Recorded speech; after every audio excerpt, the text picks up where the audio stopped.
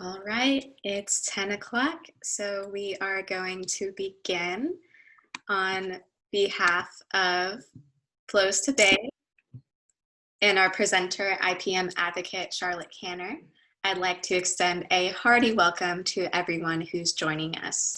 We thank you and appreciate you for letting us be a small part of your Saturday morning and hope you're all doing healthy and well.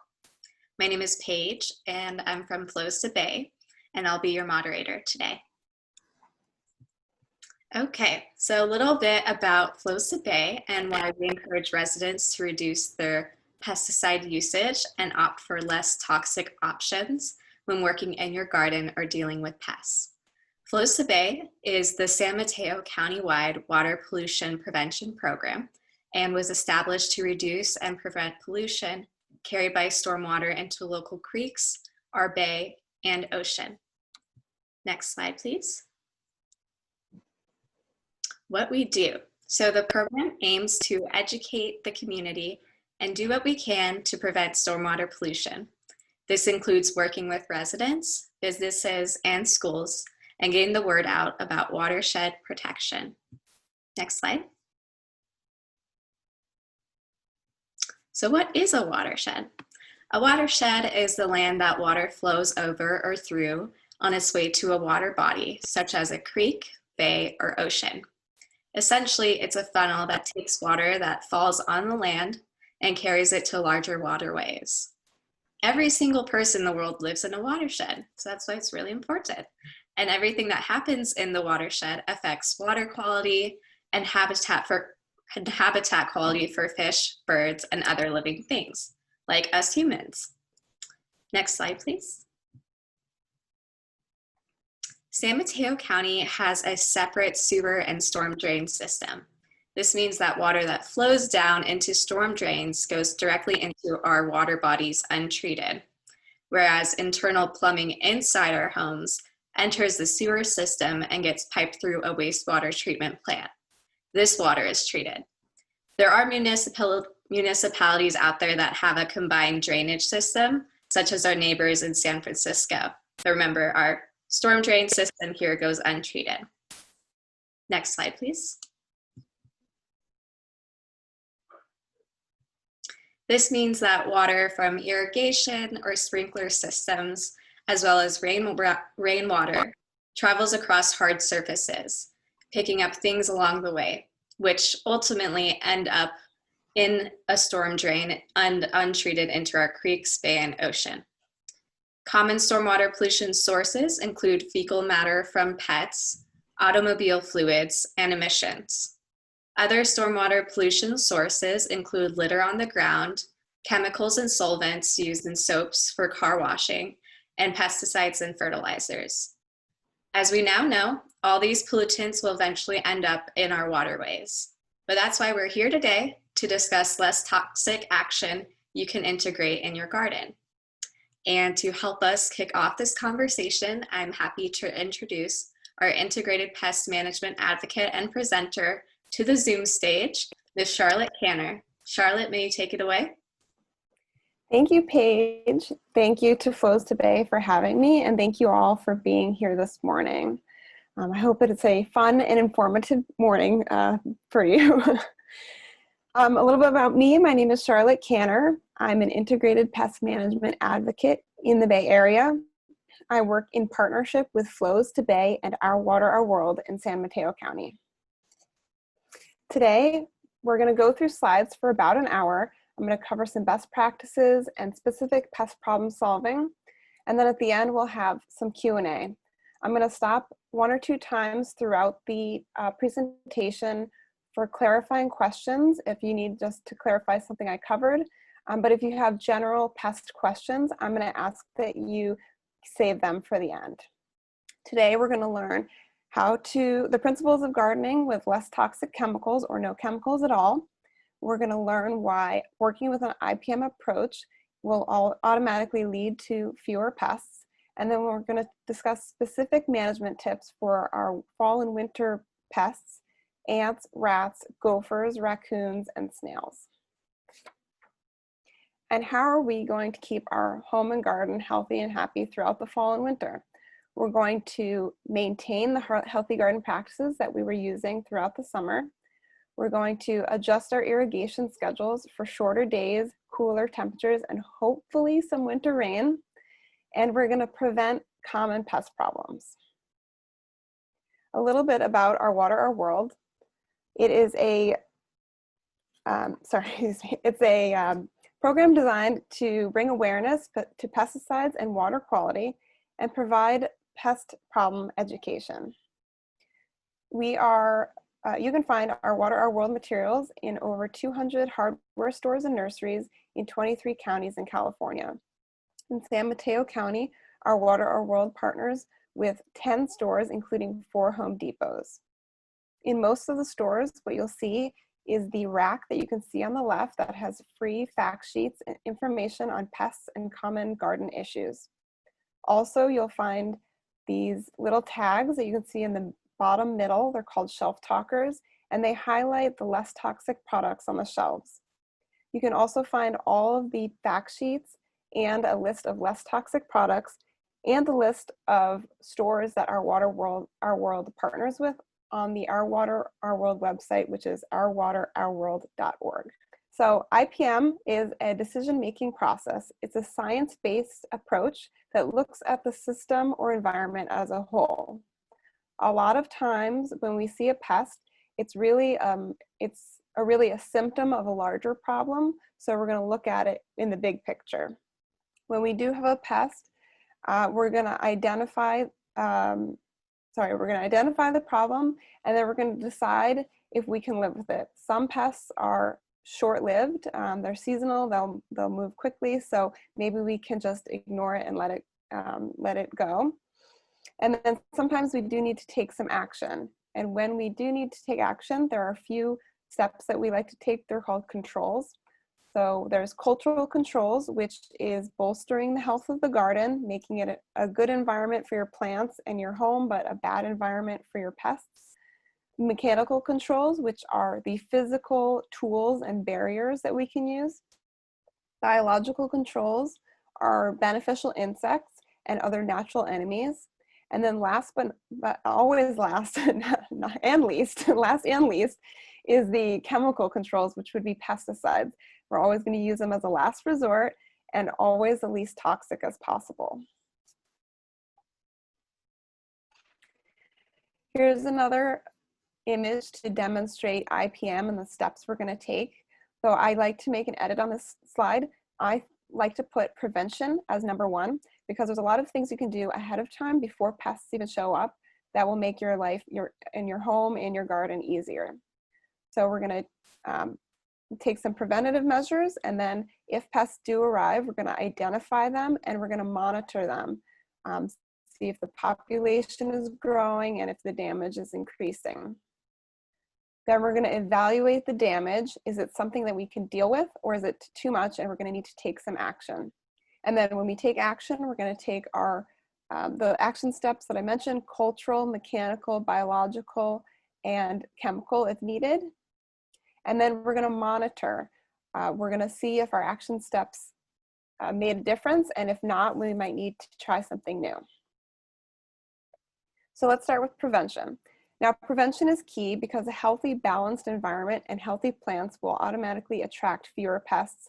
And if they do have pests, they'll be able to fight them off easier and survive the issues. Very similar to humans, we have our preventative medicine.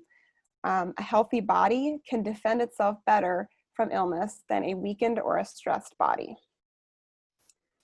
So what does prevention look like to you? It can take many forms. What tools can we implement? If you know that you're in a deer-prone area, it will be installing deer fencing. Or we know that the winter rains are, well, we hope that the winter rains are coming and that will bring weeds, so it could be adding an extra layer of mulch on top. Timing of management action is really important. So we're going to understand when pests might arrive. For example, if you have peach or nectarine trees, and they're going to be susceptible to peach leaf curl, which is common in our area in the spring. What we're going to do is we're going to spray our trees now in the dormant season with a copper fungicide. Water and fertilizing is really key, extremely important.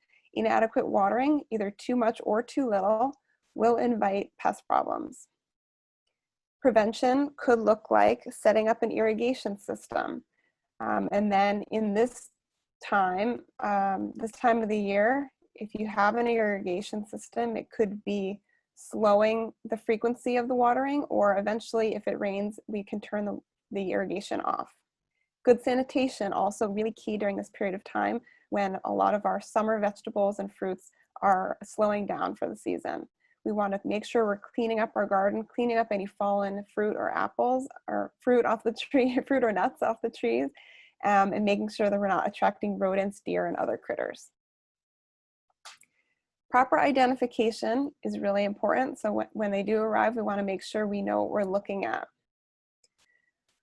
A lot of times pests look very similar. Pests and good bugs look very similar. So we want to make sure that we're looking at a pest, remembering that 90% of the bugs in the garden are actually beneficial.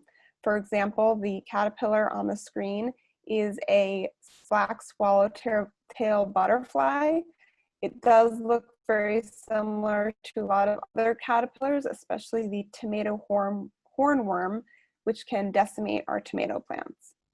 We're going to understand their life cycles because some pests have very short life cycles, so they might not have time to do too much damage and we can just wait them out. We're going to understand their habitat and timing, what plants they like and they're attracted to, and when they're going to show up. For example, if you know your roses get spring aphids, we're going to use the dormant season, which is right now. We're going to apply a dormant season horticultural oil to our roses to see if we can smother those overwintering aphids. And we're going to understand their natural enemies, and if they're in the garden, we're going to make sure we're nurturing their environment. And by nurturing, we're going to go over how to nurture their environment, but key is not using pesticides, even the eco-friendly ones. And here are some resources to help you identify pests. The Our Water, Our World website, as I mentioned earlier, has all of our fact sheets that talk about 18 different pests and how to identify them. And the UC IPM website is a wealth of knowledge for all pests in California. And it has this tool that I kind of compare to the WebMD symptom tracker. So if you don't know what you're looking at, you can use clues like damage and what kind of plant it's on to narrow down what that pest might be. So we've covered prevention and identification, and we're going to move into our action steps next. And this pyramid I like to show this pyramid because it again demonstrates the importance that prevention is the foundation of IPM, and then we're going to move up the pyramid with cultural controls, mechanical, biological, and then lastly, and hopefully least, chemical. So also similar to prevention, cultural controls are really about bolstering the health of the garden. If you have a healthy garden, you're going to have healthy plants and fewer pest problems. We're focusing on changing the environment so that your plants are going to succeed and pests are not going to be very attracted. And the first way we're going to do that is build healthy soil, because it all starts in the soil. And compost is key for improving your soil. Compost is really amazing. I could talk a lot about it, but I'll keep it short. Compost inoculates your soil with really good, healthy microbiology, bacteria and fungi that we want living in our soil. It improves the soil structure, allowing for air and water to move through, and it overall increases the health of the plants because it provides nutrients in a slow release way. Fall is a really good time to continue to add compost to your soil. Give your plants that nutrient boost through the dormant season. Also, adding compost around the drip line of your trees and shrubs will, when the rains hopefully come, the nutrients will get watered in through the soil. More on bacteria and fungi. We really want to make sure that we're nurturing the life in the soil by adding compost that will increase the life, and then we're going to make sure that we're not disturbing it by using synthetic pesticides and fertilizers. Your plants cannot live without bacteria and fungi in the soil, so we really want to make sure that we're supporting them. We can also support them by focusing on organic fertilizers and avoiding synthetics. We want to get away from synthetics because they're petroleum and fossil fuel based, and they're very high in salts, which over time can build up in your soil and cause problems. Synthetics will lead to fast but unstable growth. Your plants are going to shoot out some new sweet sugary growth that pests are attracted to because it's sweet, it's easy to eat. I like to compare using synthetic fertilizers to drinking a Red Bull. It's like you get a jolt of energy, but then a crash, and it's not going to sustain you. Where you want organic fertilizers and compost, which is more like eating an apple. It's sustained energy with good nutrients that are going to sustain you throughout your day. Also, organics break down quickly in the environment, which is something that we want. Synthetics tend to persist in the environment and can get into waterways. When there's storm runoff or watering or irrigation, they can get into waterways, and the buildup will cause problems like algae blooms and toxic environments for marine life. And then there's mulch. There's lots to say about mulch as well. When I'm talking about mulch, in this case, I'm generally talking about an organic mulch like wood or bark mulch, whereas you can have mulches in different forms like decomposed granite or rubber mulches. You can have mulch made out of a lot of things. I'm focusing on the organic mulches like wood and bark. So mulch protects the soil, it keeps the soil in place, preventing erosion. It conserves water by covering the soil, it keeps the water inside and reduces evaporation. It acts like a blanket, it keeps soil cool in the summer and warm in the winter, which regulates the temperature for your plant roots. And it keeps weeds from sprouting, which is really important now. So now is a good time to add some extra layers of mulch. It also feeds soil organisms as it breaks down, which is what we want, and it creates habitat for beneficial insects. And now is a great time for planting. New plants tend to definitely need more water than established plants. So hopefully, again, we're going to get some winter rain, and this will help your plants. One, it'll be free irrigation for you and make your life easier, but it's also going to help your plants get watered deeply, which is what we want. So when you're planting, you're going to make sure that you're choosing plants that are right for your garden and for this environment. We live in a really unique climate in California. We have a Mediterranean climate, which means dry summers and hopefully some rainy winters. So you want to choose plants that are adapted to this climate, which would be California natives and other Mediterranean plants. Before you go to the nursery, study your yard. Every yard is a microclimate, and you might even have some microclimates within your yard, either a low point, a slope, a shady area. So you want to make sure that you're choosing plants that are right for your sun exposure, both in winter and summer. It does change. Your soil type, and any other zones you have. At the nursery, there's tags in each plant that will give you a clue of the sun and water needs. It'll also clue you in on how big the plant's going to get. We don't want to crowd our plants because that's another form of stress. We want to make sure we're giving them the space to get bigger. And remember, nursery staff is really knowledgeable, so make sure you're using their knowledge. They want you to succeed in your garden as much as you do. And also remember that when you do have a plant that's struggling, it's either not thriving or it's always attracting pests, it's okay to give yourself permission to just remove that plant. It'll be easier for you and it'll be healthier for your garden. Again, some things to consider when adding plants to your garden. What are your garden's microclimate conditions? How much space do you have? And what is the topography of this garden? Do you have a slope? Do you have a low point that's going to get soggy? And then, of course, how do you intend to use the space? Do you have kids that want to run around, dogs that might use the space? Do you want to focus on vegetable gardening? Take all these things into consideration. And to help you choose the right plants for your garden, here are 3 resources for you. These will be sent to you in an email, so you don't need to worry about writing it down right now.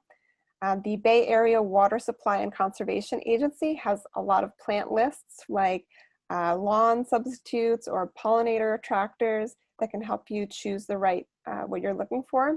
The Yerba Buena California Native Plant Society and the UC Arboretum All-Stars has a searchable database. And a note on water, when you are planting, it's really important to make sure you're grouping your plants with similar water needs. This is going to make your plants happier and healthier, that they're getting the correct amount of water and they're not next to a neighbor who's maybe a succulent or a drought tolerant, or you don't want to put roses and succulents together, for example. And it also is going to make your life easier when you're either setting up an irrigation system or when you're just watering by hand. And speaking of irrigation systems, they can really make your life easier, and they will help your plants get consistent and appropriate water. They can help with deep watering as well. We want to make sure that we're watering very deeply and infrequently. I'll touch on that next. So drip irrigation systems, they allow for really efficient localized water. The emitter sits right on the soil surface and delivers water right into the soil to your plant roots. You can set a timer for early in the morning so that your plants get watered at 4 or 5 a.m. when there'll be less evaporation and you don't have to get up and do it. And you can set the clock for multiple waterings throughout the day as needed. If you need help with watering schedules, the Baskel website does have resources that will help you figure out what's right for plants and your soil conditions. Remember that these systems, while they can be very smart, some of the smart controllers can be programmed remotely with a smartphone, and they can be adjusted, they self-adjust based on the weather.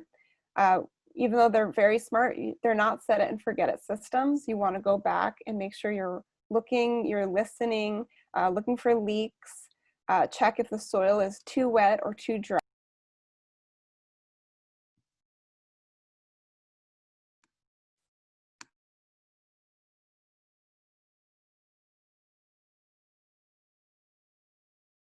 Record right now. So you want to make sure that your plants are still getting water. So don't just turn off your irrigation, just maybe try slowing the frequency and making sure that you're checking to see how the plants are doing. And then to reiterate, we do want to make sure that we're watering deeply and infrequently instead of shallow and frequent. You can see the image on the right that will demonstrate the difference. We really want our roots to go nice and deep to create a sturdy plant that can have access to lots of water and nutrients, and not keep our roots shallow. And also pay attention to what soil type you have, because that will change the way that you water your plants as well. So we're going to dive into some seasonal maintenance, focusing also on some pest control as well. So now is a great time for cleaning up the garden. We're going to deadhead our perennials, which means cutting back any dead flowers, and then we're going to cut back our perennials. We're going to remove dead and damaged branches from our trees and our shrubs, and we're going to remove anything that's diseased leaves or branches as well. The more cleanup you do now, the less pest issues you'll have throughout the winter and in the spring. On that note, we're also going to focus on sanitation. If you have fruit trees in your yard, and I'm talking mostly about deciduous trees like apples, pears, those kinds of fruits. Citrus are a little different. We're always picking up anything that's fallen on the ground, fruit and nuts, that will attract pests like yellow jackets, rats, and mice. So we're going to pick that up as soon as possible. On our deciduous trees, we're going to make sure we're pulling off any fruit that's on the tree, any leftover fruit, because squirrels, rats like that. So if you're going to eat it, and if you're not, put it in the compost bin. And then if there's any fungal spores from diseased leaves and fruit, we want to make sure that we're cleaning that up, including our vegetable gardens. We're not leaving our tomato plants out there and picking up our zucchinis. And then we're going to focus on our barriers and other tools that we can use around the house to keep insects and rodent pests out. We're going to use screens like hardware cloth, which we'll get into a little bit later, but 1/4-inch hardware cloth will keep rodents out. We're going to use weather stripping, and we're going to use caulk on our windows and cracks. One more thing to note actually on the screens, if you're installing hardware cloth to keep rodents out, if you have attic vents or dryer vents or any other vent that pulls in air or where air comes in and out, we are all in fire-prone area, unfortunately, in the Bay Area. So when you are in a fire-prone area, you want to use 1/8-inch hardware cloth on those vents. That will prevent embers from flying in. Also, we're going to focus on barriers. And this can be row cover, like the top middle, that will keep flying insects from coming on your vegetables and laying eggs. Row cover can also be used to protect susceptible plants when there's frost. Bird netting, you don't really need to focus on bird netting right now because hopefully there's no fruit left on your tree. But in the spring, you want to use bird netting to keep birds and squirrels off of your fruit trees. There's gopher baskets. If you are planting during this fall season, you want to put all of your new plantings in gopher baskets or use gopher wire on any raised beds. And we're going to talk about gophers a little bit later. We'll also talk about snails a little bit later, but using a snail copper barrier tape, they don't like crawling across copper, so using that to keep them out. And then other kind of exclusion baskets or barriers, they can be store-bought, like the one on the bottom right, which will keep birds and maybe some rodents out of plants that can just be put over the plant. Or you can do something really simple like a strawberry basket that will keep birds off of your seedlings. I'm going to try that trick soon because I just got a whole tray of seedlings decimated by some birds. So I'm going to try my strawberry baskets next. So we're focusing on any kind of screen, deer fencing, like I mentioned before, that can just put any kind of barrier to put between the pest and your home or your vegetables. Weeding tools and sheet mulching are another form of mechanical controls. So unfortunately for us, hand weeding is really the best way to manage our weeds and the least toxic way. But there's lots of tools to work with. There's cultivators, there's weeding tools, there's the hula hoe, which is in the top left. The middle is a weed whacker. Also, we can create a barrier like sheet mulching, which is the same idea as mulching. It's often used when getting rid of a lawn, but you can use it when you have a big area of weeds. So you can lay down, you want to lay down at least 3 to 4 layers of cardboard overlapping at least a foot. And then you want to put 3 to 4 inches of mulch on top of that. That should keep really tough weeds like oxalis out, at least for a season or two. The cardboard will break down eventually, so you'll probably need to keep adding mulch or maybe even do it again in a few seasons. But over time, it's going to build healthy soil underneath and it's going to smother the weeds. And so hopefully they won't come back. And then we're going to work with traps. Right now, we don't really need to worry about flies and yellow jackets, but they are very effective in the summertime. And then we are going to talk a little bit more about gopher traps, rat and mouse traps, and snail and slug traps. But those are all non-toxic and effective ways to manage pests. And then we're going to focus on our biological controls, which would be beneficial insects. So we're going to invite in the 3 Ps. We want pollinators, predators, and parasitic insects. So we're going to focus on our pollinators, bees and butterflies that pollinate flowers so that we can have our fruit. Predators like spiders, lady beetles, or ladybugs that eat aphids, thrips, scale, and other pests. And our parasitic insects like parasitic wasps. They're really small and they lay eggs on caterpillars. You can see in the bottom close to the right with the tomato and that green caterpillar. That caterpillar has been parasitized. Those are eggs on top of it. When they hatch, the larva is gonna eat the caterpillar from the inside. Kind of gross, but hey, they're doing the pest control for you, so we'll welcome it. Remembering that 90% of bugs in the garden are good bugs. Also, bad bugs, pests, tend to be seasonal, but good bugs are generally around all year. So we want to make sure that we're nurturing a habitat for them. Beneficial insects do slow in activity in the dormant season, but they still are around.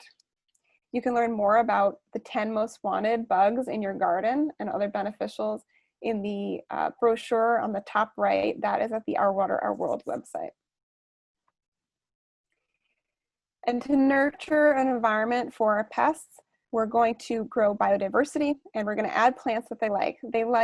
They tend to like flowers that are plants that have large clusters of small flowers, like yarrow, which is the pink one on the bottom.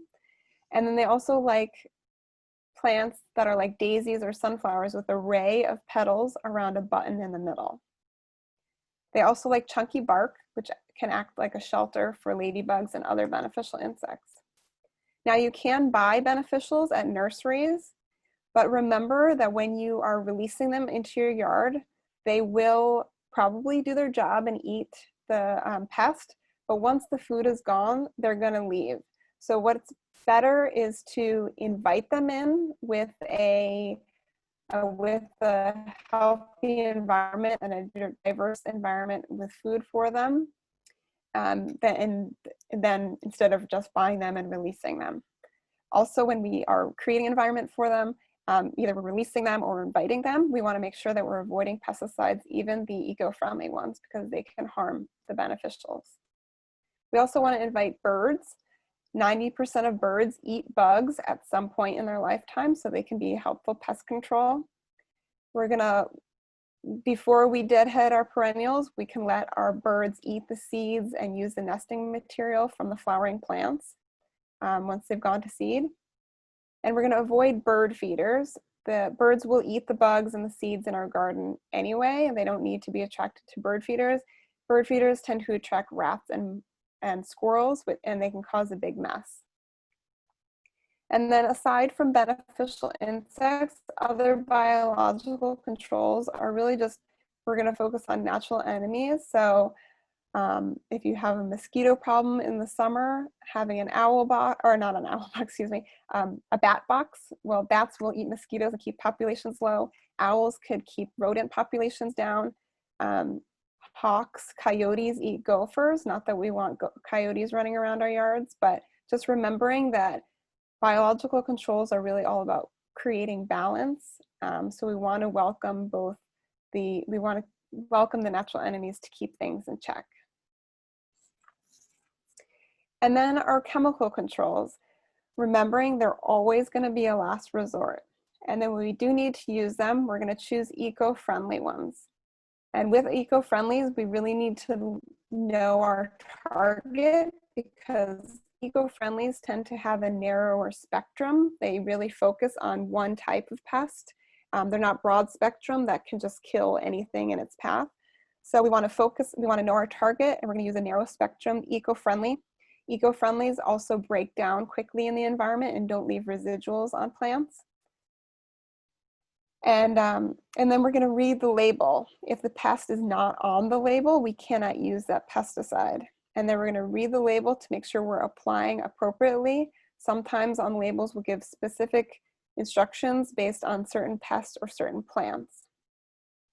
We're always going to wear our PPE. We know what that is now. Our mask, our eye covering, our gloves, long pants, long sleeves.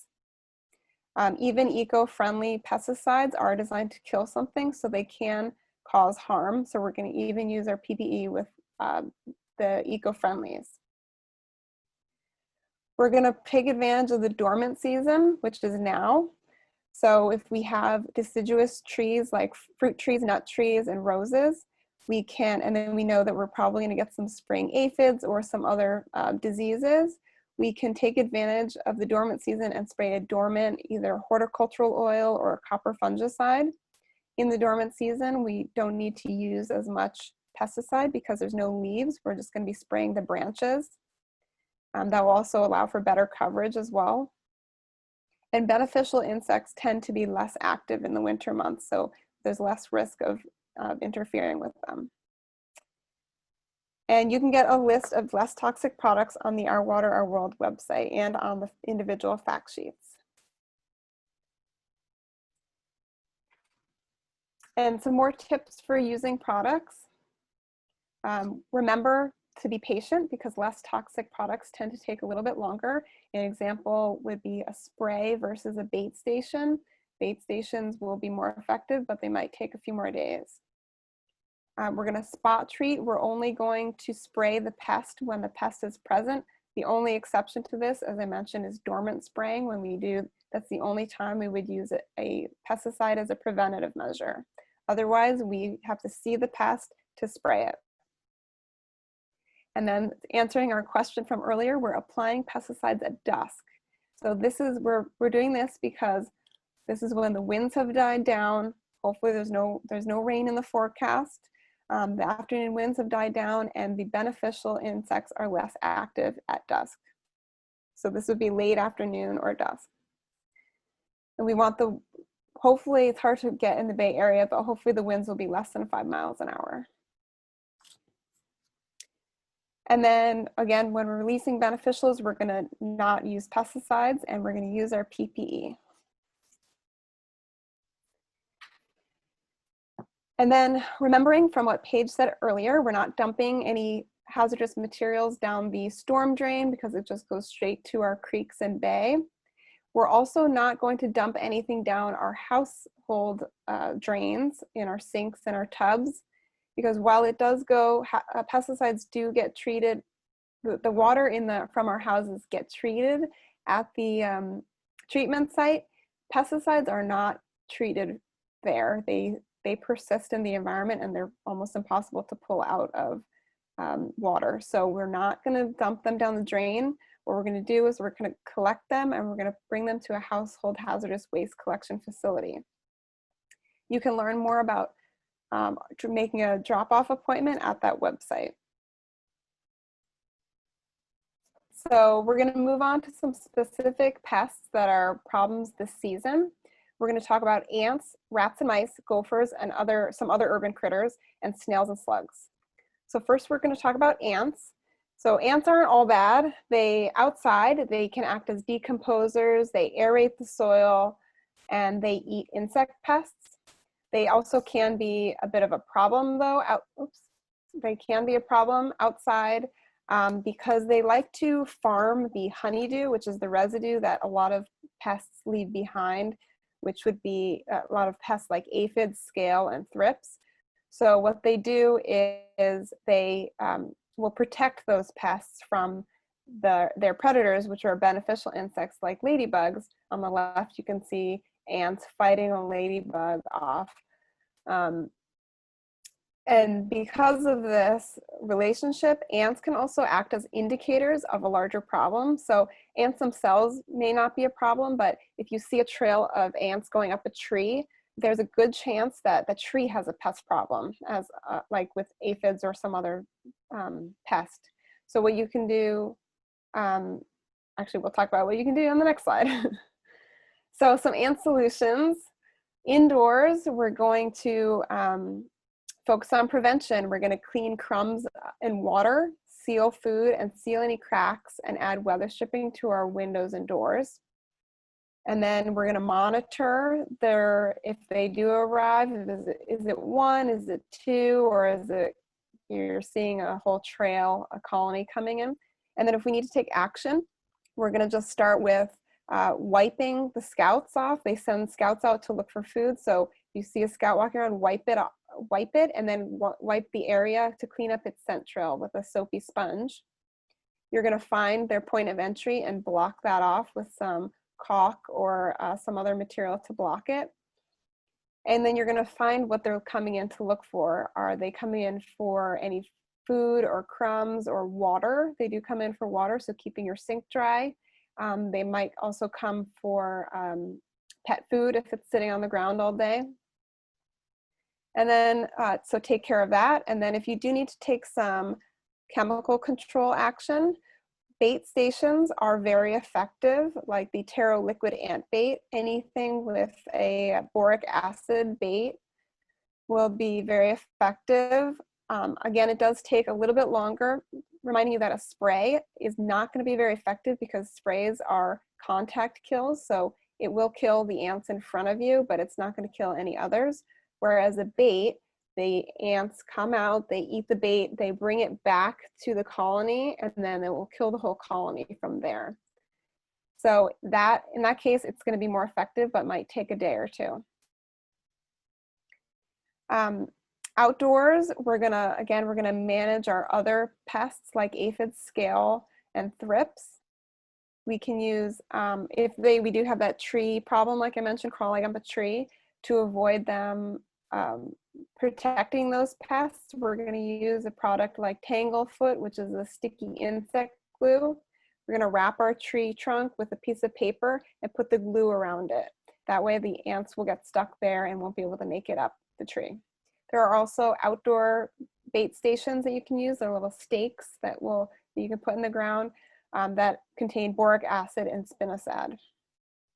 Orange Guard, while it is a spray and it's a contact kill, so it's only going to kill the ants in front of you, it does have an element of repelling action. So if you do know that your ants are coming in your doorway, maybe you can just spray your door jamb with Orange Guard. It will keep ants away for maybe a week and you'll have to reapply. And then you can also use two products, boric acid powder and diatomaceous earth, which is also a very fine powder. Boric acid basically causes it disrupts digestion and leads to starvation. And diatomaceous earth is a powder that you can put like in cracks or crevices or on the pathway that the ants are going, and diatomaceous earth will dehydrate them from the outside when it gets on their exoskeleton. Both of those products also work with cockroaches, silverfish, earwigs, and bed bugs.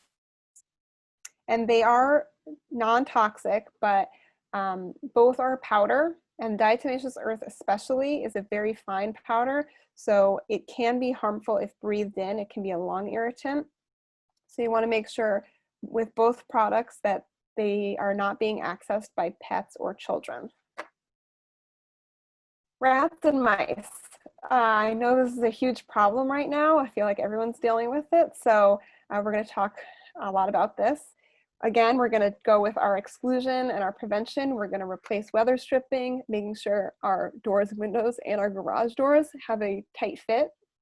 We're going to add 1/4 inch harbor cloth, 1/8 inch harbor cloth on certain vents that might need to have extra protection against embers in the fire season. We use 1/4 inch hardware cloth because mice and young rats can fit through a hole that's 3/8 inch or more, and 3/8 inch is the diameter of a pencil. So any crack that you can fit a pencil, a mouse and a young rat can get through. That's why we're using 1/4 inch hardware cloth, because that's a little bit smaller and they can't chew through it. We're also going to trim trees and vines away from the house and fence lines so that they can't get into our roof and attic. Rats can jump up to 3 feet, so you really want to make sure the tree branches are far away. And then we're going to make sure that we keep our pet food safe in a secure container that rodents can't eat through. In the garden, we're going to remove places of harborage, like places where they like to nest, which would be ivy and other dense brush. We're going to remove any food sources like old veggies and fruit on the ground. We're going to contain our compost bins and chicken coops. We're going to keep our lids on our garbage cans very secure, and we're going to avoid free feeding our pets, especially at night outside. We're going to remove our bird feeders and any other food sources. The Good Nature CO2 trap right here is a very safe and effective, humane way to manage outdoor rats if you need a good trap for outdoors. And then more on traps, we like to work with snap traps. They're the most effective and humane way to manage rats and mice. If you're having some problems or if you're not having success right away, there are a few tricks you can try. One is to be really creative with your bait. It's not just cheese and peanut butter. It's chewy granola bar, fig Newton. If they're already going after your dog's kibble, use the kibble. Maybe put a little bead of glue on there so it sticks to the trap. Walnuts or other nuts, even a Slim Jim or a meat stick could work. Get creative and try new things. Also, if you're not having success in the first couple days, you want to either try moving the trap, or because rats are very suspicious of new things, you want to try to leave the trap out, bait it, but don't set it, and let them feed off of it for a couple days to get used to it. That's also a good way to find out what they like and what they're going to go for. And then on the third or fourth day, if you're having success with them taking the bait, then you set it, and that'll be more effective. That'll be more successful. You want to make sure that you're removing the death immediately. So check the traps at least once a day, if not more. With the wooden trap, like that Victor one in the middle, you can just throw the whole thing in a garbage bag and seal it and put it in the garbage. If you have a reusable trap like the one on the bottom left, you want to remove the death into a bag, put it in the garbage, and then rinse the trap. Rats can smell the death, and they would avoid it if they can smell it. So you want to make sure it's clean. And I just want to make 2 notes on some other products that you can find a lot in stores. Glue traps. We don't recommend using them. I don't recommend using them. They don't kill the animal. You're going to still have to kill the rodent. So it's not, by certain definitions, it's not very humane. And then poison baits. They're designed to have the rodent feed off of them multiple times. It's not meant to be an immediate death. They don't just eat the poison and drop dead. It could take up to 14 days to kill them. The poison bait has to be the only thing that they're eating, and they have to eat it multiple times. So if they're eating some bait and then some poison, and then they're eating apples in your yard or doggy kibble, it's going to water down the poison, and it's going to take a very long time to kill the rodent. In the meantime, that rodent could be picked up by a dog, a cat, a hawk, and that could cause a lot of harm or even death to that animal. So we don't want to cause secondary kills, which is why we don't recommend poison baits. Exclusion is really effective and important, especially in the garden, both the home and the garden. So using exclusion baskets over your vegetable gardens. All 3 of these photos were taken at the Garden for the Environment in San Francisco. They had a really bad rat problem this summer. They still are dealing with it. So they have these different kinds of exclusion cages. They can be very simple, like the one on the left, which is just hardware cloth draped over some PVC piping. Or they can be really elaborate, like the beautiful custom handmade one that was made by a volunteer. Big Fun Gardens is their company. A handmade custom exclusion cage that will go over the raised bed, and you can still access the veggies. And then a curious thing in Bay Area, rats and voles tend to chew bark off of citrus in both San Francisco and San Mateo in this area. So if you've experienced this, there's a few things you can do. You can either wrap your trees with sleeves of 1/4-inch hardware cloth to keep the rats out, or you can stores sell this material called tree wrap. It's kind of like an ace bandage for your tree, like a stretchy banding material that you can wrap around the bark to protect it. And then gophers are a huge problem throughout the Bay Area. Exclusion is really the best way to work with them. So gophers live underground. They rarely come up. They eat the roots of plants. They're vegetarian. They eat the plant roots.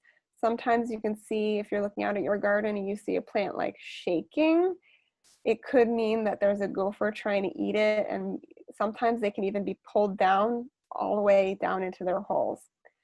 So to avoid that, you're going to want to use gopher baskets. So any new plantings should go in a gopher basket, or you can use 1/2-inch hardware cloth. There are also these gopher baskets that are sold at hardware stores and nurseries that you just kind of, they're sold flat, and you open them up, and you want to get one that's a little bit bigger than your plant, so your plant has the ability to grow into it. They sell them for as big as for trees as well. Those pre-made ones are designed to break down in a few years, so that when your plant is established and as it grows, it can get bigger than the gopher basket, but by that time, it will be less susceptible to gopher damage. We're really concerned about our new plantings. Also, if you have a raised bed, if you're installing a raised bed, you want to line it all the way up the side with 1/2-inch hardware cloth or gopher wire.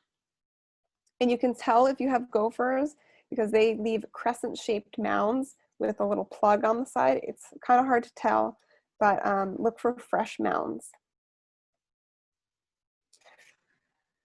Moles also create mounds. They're more look like volcanoes, conical. Moles actually don't eat plants. They eat grubs in the garden, so they're going to likely cause more damage to your lawn. They eat grubs and insects. So if you see tunnels or mounds, but there's no plant damage, you likely have moles. Voles also are a problem, but they have shallow burrows, and they will create very shallow runways. They kind of live on the surface with dense brush over them. If you have issues with them, the best way to work with them is with a repellent, and you want to have use a repellent that has castor oil in it, like Molmax or this Tomcat gopher and mole repellent. You're going to definitely need to apply it multiple times because they are very pernicious pests and they will come back. But there has been some success with these repellents. There was also traps made for gophers, moles, and voles. You want to make sure you're not using rat traps or mouse traps for them, that you want to use specific gopher traps. They can be a little tricky to set. So if you're not comfortable, there are YouTube videos to show you how to set them. And you can also call a professional that can do it because you need to get the trap inside the tunnel. So it can be a little tricky. Other urban critters like raccoons and squirrels are very difficult to control. I hate to say it. The main goal is exclusion and removing food sources. So again, we're not using bird feeders. We're not free feeding our animals. We're taking in all of our pet food at night. Reminding you that it is illegal to feed wild animals, which includes raccoons and other wild animals, and that also includes leaving food out for your domesticated animals. So even though you're not intentionally feeding urban critters, if you are by feeding your pets outside and all night, that is against California code. So raccoons tend to eat, they cause a lot of damage. If you have a lawn and you see like your lawn being pulled back, or like your sod sections being pulled back or rolled up, that's likely a raccoon. They eat grubs in the ground. So that's why they're really good with their hands, so they'll pull back the sod to do that. If you have issues with that, in the spring, what you could do is use a spray of beneficial nematodes, which will kill the grubs in the lawn. We can talk more about that in spring, or if you have any questions, let me know. But for now, you can use, like this photo shows the use of poultry wire over your turf. So this is really, you can also use bird netting over your whole lawn if that helps. Poultry wire is good if the raccoon is only pulling up a section of the lawn. You can just put this poultry wire, stake it down with irrigation stakes, and put it over that corner. Squirrels are also a big problem, and they're kind of, I'm not going to say impossible to deal with, but they're very tricky. So barriers like bird netting can keep squirrels away from your fruit trees, and again, avoiding bird feeders. And then the last pest we'll talk about are snails and slugs, because this is definitely the time for them. They like cooler temperatures, they like moisture, and they like darkness. Snails can live for 15 years, and they were brought to this country to eat as escargot, but unfortunately now they just eat our plants. So we're going to go through the IPM steps. We're going to prevent snails from coming into our garden by avoiding plants that they like agapanthus, ivy, lilies, hosta. We're going to remove any debris like pots and boards that they might hide under. And we're going to water early in the morning so that the soil has time to dry out. And we're going to avoid overwatering, which will also help with your plants in general. If we do see some chewing damage, snails and slugs leave chewing damage, and then they also will leave slime trails. So that's a clue that that's what the problem is. Snails and slugs, you'll see this like weird, clear, mucusy thing around your plants. If you have that damage, we're going to focus on some cultural controls by, again, removing places where they can live and plants that they like. We're going to add chunky arbor mulch, which they apparently don't like to crawl over it, so that can help. They sell chunky arbor mulch at Linkso in San Carlos. And then if we need to opt for some mechanical controls, we're going to hand pick. That's the most old-fashioned mechanical control there is. We're going to go out at night. We're going to take a flashlight and we're going to inspect our plants top and bottom, making sure we're seeing all of the leaves. We're going to use gloves when we do this. Pick off our snails and slugs with gloves and put them in some soapy water. Snails and slugs have been known to transmit rat lungworm disease, which is a really awful toxic disease for humans. It has not been detected in California yet, but it has been detected in the United States. So we want to make sure that we're using gloves when we touch snails and slugs. We can also use copper barrier tape around pots and raised beds, or you can wrap some around like the top of a yogurt cup and wrap it around seedlings. Snails and slugs don't like to crawl or slide over copper. I think it gives them sort of like an electric shock or something. So they'll hopefully stay away. And then you can also create a board trap like the image on the right. That is, as I said, they like to hide under boards and pots, so use it to your advantage. You can create a board trap with just a board raised a little bit off the ground, put it out, and they'll hide under it in the heat of the day to get out of the sun and the heat. And so you can lift it up and just scrape the snails and slugs off into some soapy water. If you do need to resort to a chemical control, Sluggo or some other iron phosphate bait can be very effective and is safe. You want to avoid any bait that contains metaldehyde as the ingredient, because that is extremely toxic to dogs.